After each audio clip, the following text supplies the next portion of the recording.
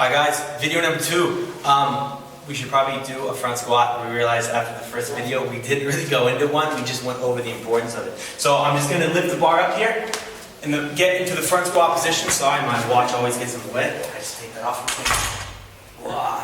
So front squat position, here we are. What we're going to look for is we want the wrist in a neutral position, which I'm falling a little bit guilty of. We don't want this this external or internal rotation, what you would want to call it. We want the elbows in, the hands out. So we want to be in an externally rotated position, and I want to be in a position where it's sitting on my shoulder shelf, as we call it. Yeah, we don't want to be holding the weight here. We need the mobility to be able to keep those elbows up. Now the thoracic mobility comes in when we go down like this, because if I don't have that thoracic mobility, I'm going to want to dump the weight down. And when I have a 20 kilo bar, I can cheat, but when the weight starts becoming heavy, that gets a bit difficult.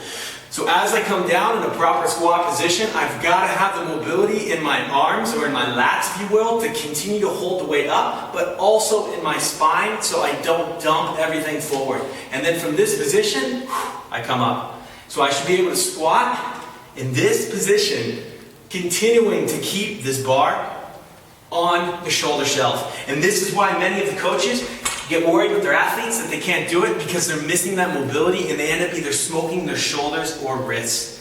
So we're going to briefly go over some ways that we can make sure we don't do that. First, let's focus on the thoracic mobility.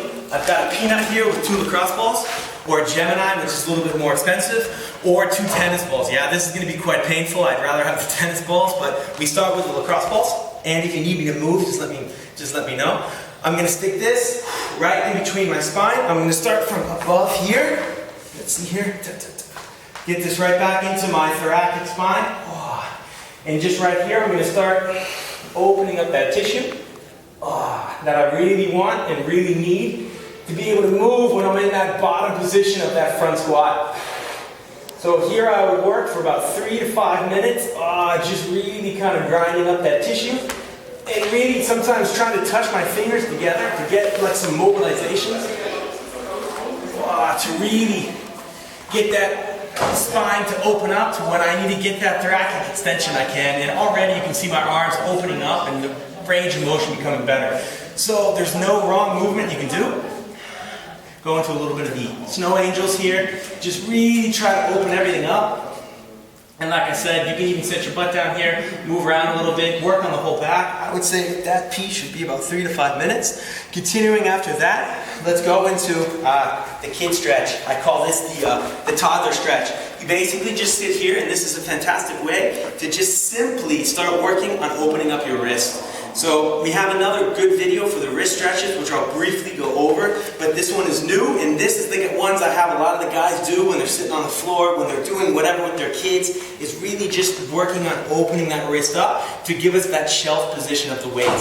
So the other video I briefly go over now, because there's a whole 5-minute YouTube video already on it, is this one here, where we go into the 30-second stretch here, 30-second stretch here, or the movement.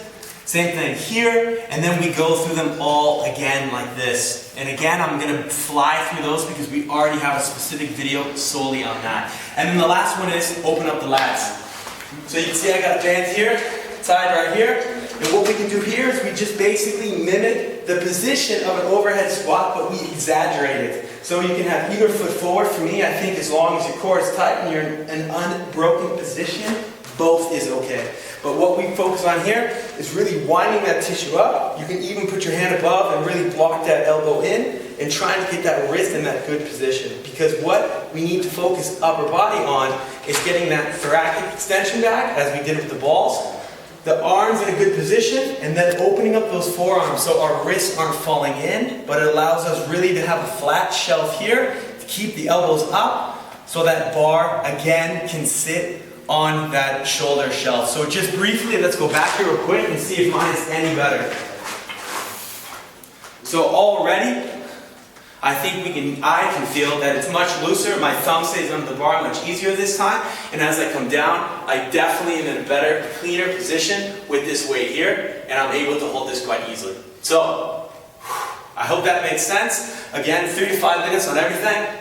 Feel free to do more and always test and retest. Check your position at the beginning, do it all again, check your position again. If you're a bit afraid of these, really warm up, get with someone that knows how to do them, learn how to do them, do the mobility, and then go into them. But I promise you the risk and ratio, or what is it, the reward versus ratio, or whatever, the benefit of these is worth it, because you're getting a mobility exercise, a strength exercise, a stability exercise, and a power exercise that is really going to allow you to explode forward, alright? So I hope that makes sense. I'm going to reiterate this one more time for the tennis players, because we had this conversation at the World Conference about these exercises and what we think of them, and I think this is the hidden gem. You guys are on the baseline and you're exploding forward. That's exactly what this is doing. And if you don't have the shoulder mobility, I don't need to remind you guys, you're tennis players. You need the shoulder mobility. So that shouldn't be a reason not to do this. If you're afraid for your wrist,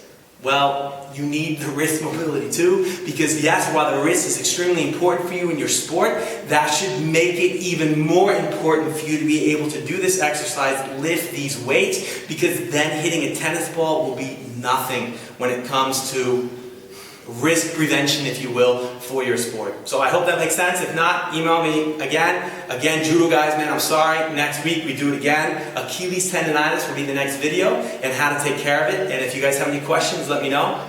Facebook page, Grand Training Systems, YouTube page, same thing, and gtsgermany.com. Alright guys, till next week. Peace.